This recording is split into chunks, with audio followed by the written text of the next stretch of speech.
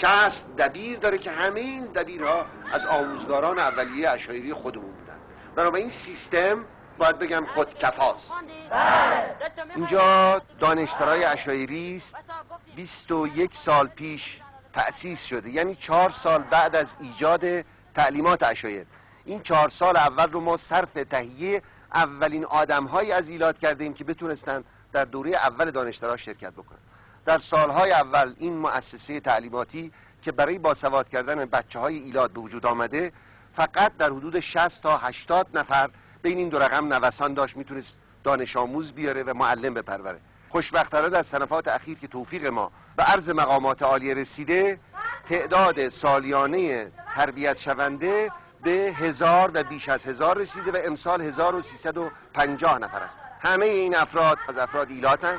حتی دبیرهای این مؤسسه بسیار پر افتخار از بچه‌های مدارس عشایری بودند.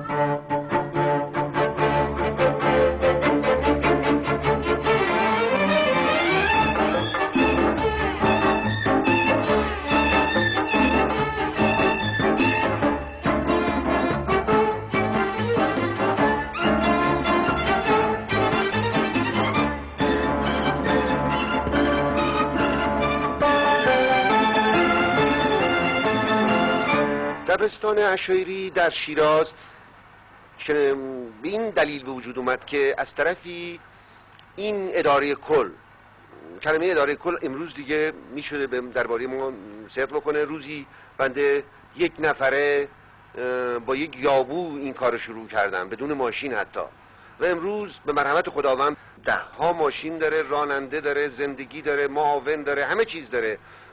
2-3 هزار نفر در شیراز بیتوته میکنند، متصدیان نگهداری این بچه ها طفل دارند و این اطفال بایستی آموزش صحیح ببینن، آموزش خوب ببینن و از عهده رفتن به مدارس عالی که بر نمیان. بنابراین بچه های اینجا خوب باسواد نمیشدن.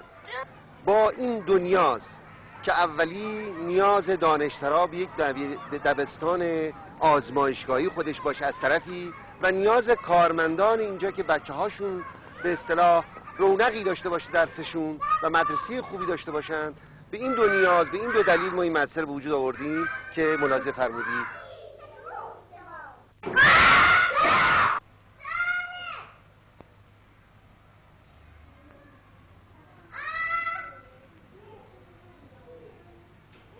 مایه خوشبختی است که آموزش عشایر فقط به سواد اکتفا نکرده و به امور فنی توجه خاص داشته و مثلا برای گروه کثیری از دخترها حرفه